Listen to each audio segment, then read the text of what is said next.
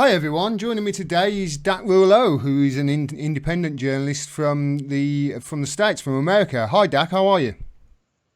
Doing all right, Gordon. How are you? Yeah, I'm good, mate. I'm just checking the sound settings are perfect. I've actually got it right for once. How about that? Um, Now, Dack, you say independent journalist. Who is it? Is it the people that fund you, or who funds you, mate? It's I pretty much fund myself. I've received a couple of donations here and there over the last few months, but mostly the work that I've been doing, I've been sort of funding that out of my own pocket, which is fine. I'm happy to do it, but it does put some limitations on how much of this I've been able to do and how long it's taken me to do what I've done. How come you do? You say doing it out of pocket. Why is that?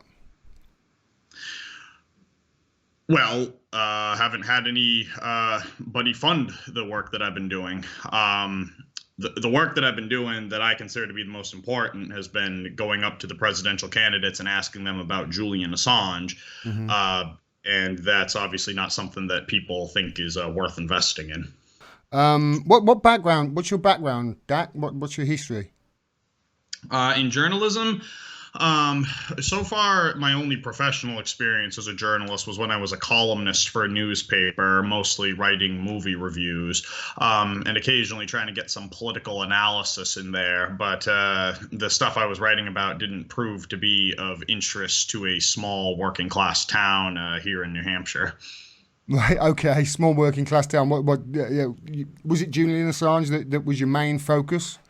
No, this was back in 2011 when I was Oh, right. covering Okay. I was covering the 2012 Republican Party primaries, and my central argument was that the Republican Party was skipping out on the only true economic conservative in the race, who was, of course, a man by the name of Ron Paul. Hmm. Um, Ron Paul represented the only real ideological alternative to President Obama, in that he was trying to advocate for some kind of fiscal responsibility in the government and trying to prevent the mess that we're in now with $22 trillion debt and so on. But the Republican Party didn't listen. Here in 2020, I've been trying to argue that the Democratic Party has been missing its chance to nominate a true progressive, as seen through the prism of the Julian Assange issue.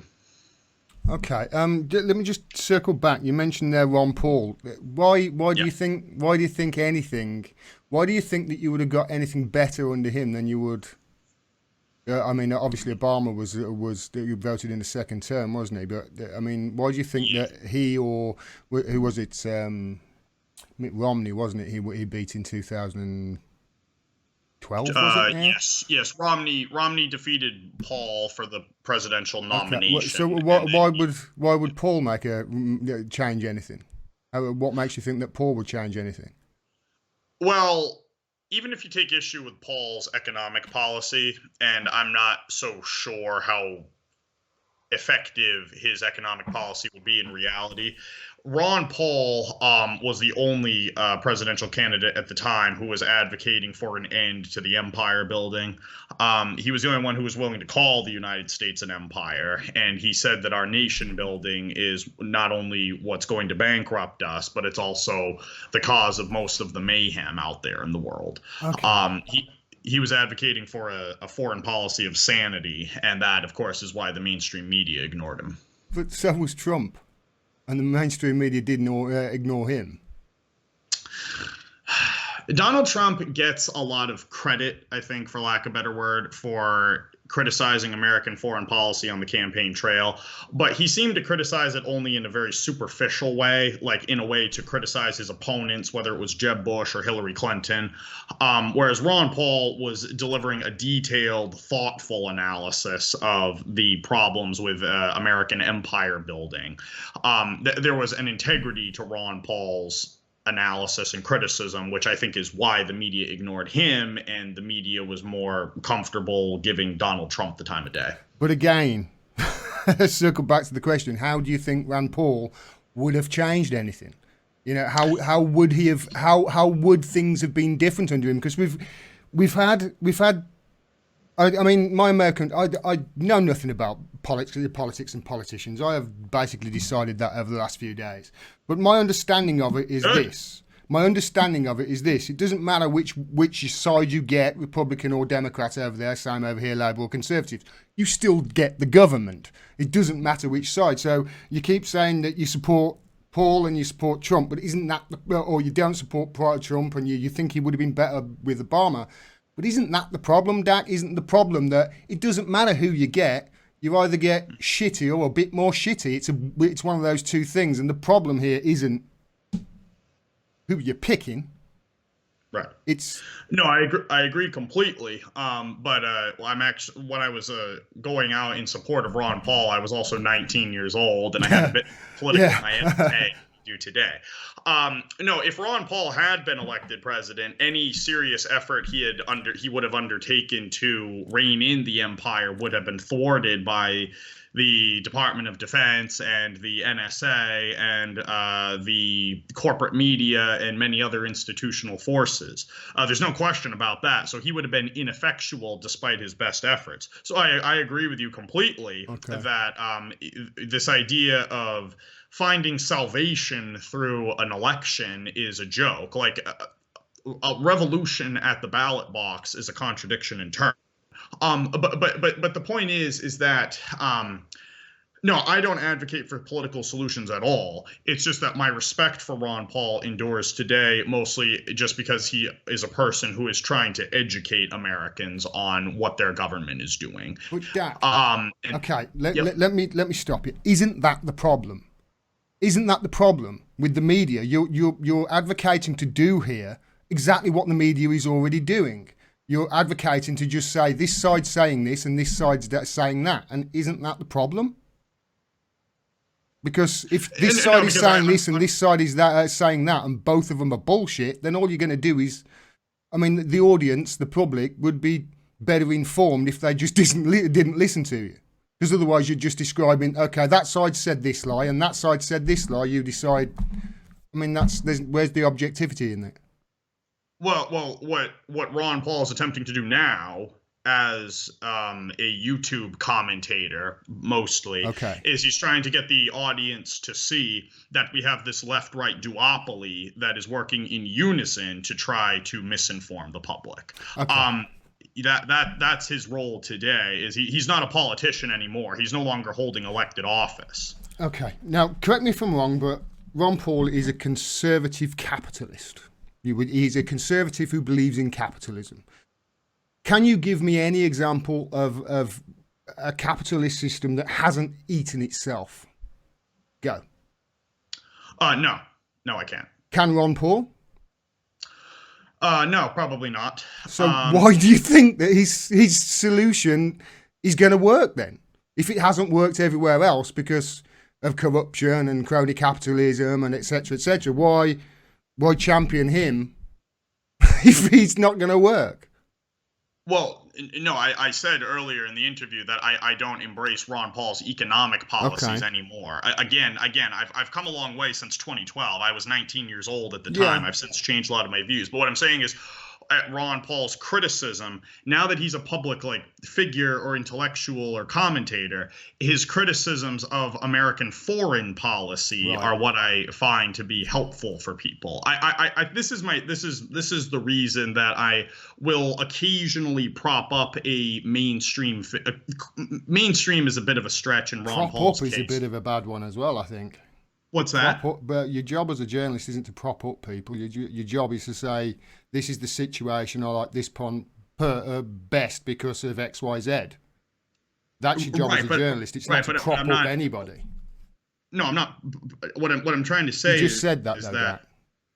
Yeah, I know. But what I'm attempting to say is that his criticism of American foreign policy is something that I will promote. I think that's what I meant to say when I said prop up, is that he is his I think that it helps when people are hearing somebody articulate the specific problems with American foreign policy. I think it helps to ease them into the topic, particularly if they're new to the subject. Right. That is why I've taken an interest in his analysis. Okay. All right, let's shift off that then. Now you say you've been following the presidential candidates. Sorry, not the presidential candidates. It's the Democratic primary, is it? Candidates. How many Yeah. of them is there? Well, at this point, there's probably only about a dozen who are active, but Only. what's that? Only. Yeah, I know. Only. Well, it's the field. The is Labour shrunk Party by over here couldn't run 12 candidates because I don't think they've got the MPs to do it anymore. I don't think they've got 12 MPs to actually all have a fight as to who is the leader. Yeah, I mean the when I first went out and started pestering the candidates about Julian Assange, the field was probably closer to 20 or 25, Okay. which is why I was able to track down so many of them. How many have you managed to track down? Let me actually, I lose track of that, so let me quickly count here. I went and I asked 1, 2, 3, 4, 5, 6, 7, 8, 9, 10, 11, 12, 13, 14, 15, 16 of the Democratic presidential candidates about Julian Assange. Okay, and how many answered? Well, the only one. Oh, sorry, what was the question? First of all, what was the question? What you asked them about Julian Assange, but what was the question? I asked them if they will if they support Julian Assange, if they're concerned about this aspect of the Trump administration's war on journalism. I asked them if they're going to pardon Julian Assange, if they would commute his sentence. I don't think it's. Can I shut you off there, mate? I don't think it's a war on journalism, is it? Isn't it? I mean, you said Trump's war on journalism. It's a war on fake news. He said, isn't it? Well, it's a war on fake news. It's not a war. He says his war is against the fake news, not the journalism.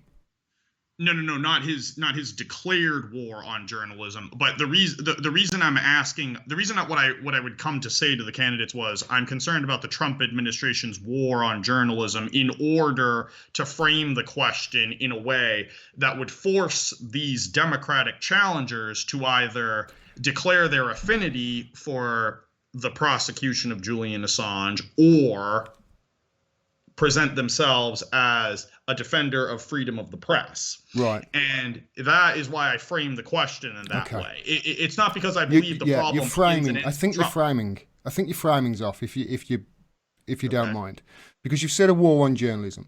If he was having a war on journalism, and if holding power to account and what have you is Julian Assange and WikiLeaks and what it presents, full exposure of the documents, not necessarily writing an opinion piece, but just publishing documents.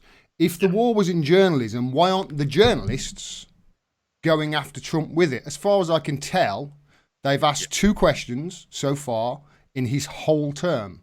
And the question is, are you going after Julian Assange because of WikiLeaks' involvement in the 2016 election? That's the 2 questions I've heard. I don't know whether he's been asked more times, but that's the 2 I've heard.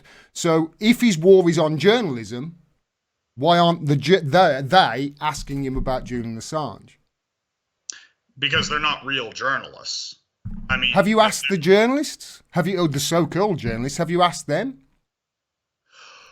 Well, I haven't had occasions where I've been able to come into contact with people who are not writing about Julian Assange. Most of the journalists that I've met out on the campaign trail are people who have written at length about Julian Assange. But as far as writers for the New York Times or CNN or other corporate-friendly publications, I haven't had interactions with those writers, no. Okay. I would if given the opportunity. There's a lot of people who need to be asked about this issue. But going back to your original point, which was that it's not a war on journalism. No, I certainly agree that it's part of the broader, what you called on Sunday, the war on information. It's war on information surrounding Assange. You can't get any information on him. It's just a total. It's a total wall on it. Right, but you were also concerned about the war on information at a No, broader no, no, level, no, no, which no. is like There's a war on information. There's a war on information, and there's a wall of secrecy around it, yes. around the whole, around everything. That's what I mean when Yes. I say an information war and a war on information, and information surrounding Sir Julian Assange and his trial. We're getting no details from it at all, none at all. And the politicians, I spoke to. Well, I got information from about 25 politicians, and they were all, oh, Julian Assange is wanted for stuff in Sweden. You know, they weren't factually correct at all. So, you know, what I suggest is stop asking the politicians. Start asking the actual journalists who aren't asking the questions that you're asking. Because the reason I ask that is because politicians are going to do politics. That's all they do. I've been doing it for 2 years now, and I've finally realised that, you know what, I haven't got a clue what I'm doing with politics. I've got no idea. I'm not a politician. I'm not a politician. Right. You know, if anything, I'm a writer and a commentator and somebody who can verbalise things. Okay, no, I would certainly love that opportunity, but the problem is getting access to these people is so different from getting access to these Democratic candidates, because the candidates will host Hold on, these public events. Hold on a minute. You can get access to the politicians. You've asked 16 politicians. You've been in a Yes. room full of journalists. Well, you asked the politician that, and you didn't ask any journalists. No, it's not. Why not? It's Jack not a Dack, room. you've seen me screaming at them. Why haven't you asked the journalists? You're not in a room full of journalists. You're not in a room full of people who are asking questions for the presidential candidates. When the media goes out to these events that I've attended, it's just a bunch of people who are there strictly, basically as cameramen, who just film the politicians speaking, but who don't ask any questions. Right, okay. They're not the they're not like the Anderson Coopers of the Right, world. okay. So that That's you're not around. So in all your time on all the road, you'd never come into contact with other journalists. I've attended probably 75 to 100 of these Okay, events and in the last 6 to how 7 many months. journalists have you seen into these 75 to 100 events? I would say maybe 5 total. 5 journalists at 75 to 100 events? I would say so, yeah. Typically, those interviews, when you see like the journalists, quote unquote, like talking to the politicians, those are usually held behind closed doors. Because the journalists, or the so-called journalists, are celebrities as well. They want to have a kind of distance between themselves and the general public.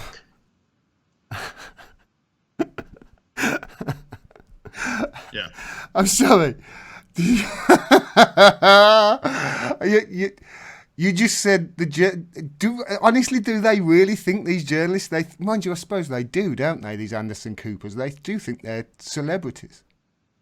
Yeah, when I attended the New Hampshire Democratic Party convention back in September, all the interviews with like MSNBC and CNN and the other major networks, those were all held behind closed doors with security guards standing outside of them. Right. I Okay. mean, you might get a random person from CNN who is given very specific questions by their superiors who's standing around to talk to the public. But no, those people who have regular access to the politicians, no, I didn't encounter very many of them on the campaign trail. Okay. I can't stand that word, celebrities. What we're supposed to celebrate their existence. I mean, get That's over what they themselves. want. Who's your pick, mate? Who do you think will win? And who do you want to win as well? And how do you think that person will change? So who, why, and how? I mean, I don't. As far as who's going to win, I don't think it makes very much difference. As you were saying earlier, the candidates are largely identical to one another. There's a huge apparatus of the deep state in place that will prevent any independently minded person from affecting any change. So there's not really a whole lot of distinction on that front. The only candidate I've written anything positive about over the last several months has been Tulsi Gabbard, just Right. because she has been a critic of American foreign policy. But at the same time, I have become so disillusioned with her campaign over the last several months, and I have very, very serious forebodings about the direction in which her campaign is going, that I don't see her as the redeemer by any means. Um, you said disillusion there, and you're worried about the direction it's going. Why is that? Well, even though her campaign is obviously going nowhere, she's been struggling at around 5% in New Hampshire alone for the last several months, basically since her campaign began. She recently hired the security to follow her around at events, and it's getting harder and harder to get like access to her to ask questions. Okay. I have asked her on multiple occasions about WikiLeaks's OPCW release, and my friend and associate Christy Doff also asked her about that, and her response to it was very muted, which indicates to me that she's not willing to acknowledge the terrifying implications of that leak because she's trying to protect some element of the establishment. I think she's going to sell out in the end and endorse the eventual nominee, no matter how grotesque that person may be. Yeah, I just see her acting as if she still has some kind of chance of winning, when at this point she should be delivering a really full-throated criticism of what her government is doing. Yeah, it's strange you say that because I think she's got the better chance of winning out of all of them on the Democratic side, even Why Bernie. is that? Just personally, I just think that she's more populist, and populism is the winner. In countries seemingly today, it's the populist that wins, and Bernie has got popular policies, but so has Tulsi, and she is, as she says, a was it a hawk on terror and a dove on peace or something like that. She wants to end these regime change wars, so she says. So she says all the stuff that Bernie does, and she says she wants to end the regime change wars, and of course pardon Snowden, etc. So that's why I think that. I think she's got a chance. I certainly think of all the Democrats, but obviously Bernie is I would have thought the big favourite, wouldn't you? Have you asked Well, Bernie? That's the question. Have you asked Bernie? Have you asked all the candidates? Did you get to ask Bernie? yes, I did ask Bernie Sanders if he supports Julian Assange, and he refused to answer the question. He said he can't say it just now, but he understands the issue. Why? If He if didn't he want to talk. understands the issue, this is the thing. If he understands the issue, and they all tend to do this, don't they? I've seen it with journalists over here. If he understands the issue, and they understand how important the issue is, why can't they say? Well, the best that they can do, apparently, is to offer a kind of mealy mouth defense of the First Amendment without coming out and embracing Julian Assange directly. A few months ago, there was an article in the New York Times wherein all of the candidates were asked how they felt about Julian Assange, and they all gave some kind of nebulous answer wherein it appeared that they supported Assange. But then when I went out and asked them about it, they were far more reluctant to speak. Amy Klobuchar, for example, she's one of the few candidates remaining. She wrote some cheesy defense of the First Amendment in the New York Times, but when I asked her if she would Assange and pardon him when she's president, she just flatly said no. Hmm.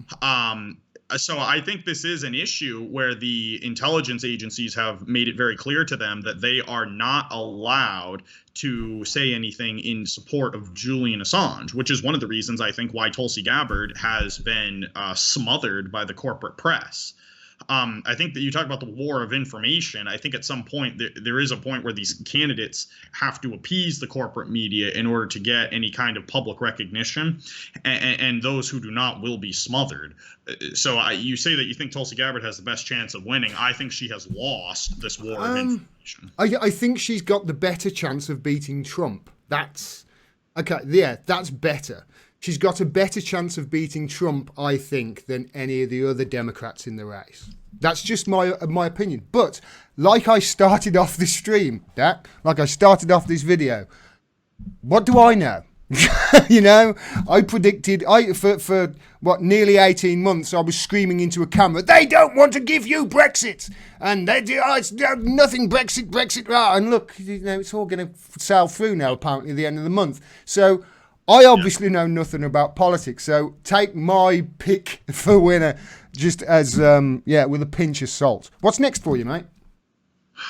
Well, now that I've asked Tom Steyer, I don't really have any of the other candidates to question about Julian Assange. But the work that I've done and the videos that I've produced, I've left them out there so that people can distribute them as they see fit and can use this to ask themselves, are these candidates really on their side? Like my whole point in asking this was to find out if the candidates are really as progressive and as populist as they claim to be. And the evidence that I produced suggests that they are not. So what's next for me is I am very much looking forward to the point when these candidates leave my home state and move on somewhere else so I can focus on something besides this ridiculous political horse race. I would like to do some reading again, and I would like to focus on some serious issues and some serious analysis, because you get a lot of superficiality out there on the campaign trail. Absolutely. I wish you the best in that. Where can people find you, Dack? They can find me on Twitter at Dack Rouleau, or they can go on my website, overwritten.org. There is a PayPal on there if you do want to support my misadventures out there on the campaign trail, following politicians and harassing them about these issues that I certainly think are important. And that's pretty much the best way to get a hold of me. Thanks very much, Matt. I'll leave the links to you underneath the video, and thanks very much for all your work. Next time you're out there asking these politicians, see if you've got any averted journalists and ask them, why aren't you asking this question? It's just really weird, isn't it? All right, mate. Best of luck with that. Thanks very much for all your work. Thank you. Take care, Dack.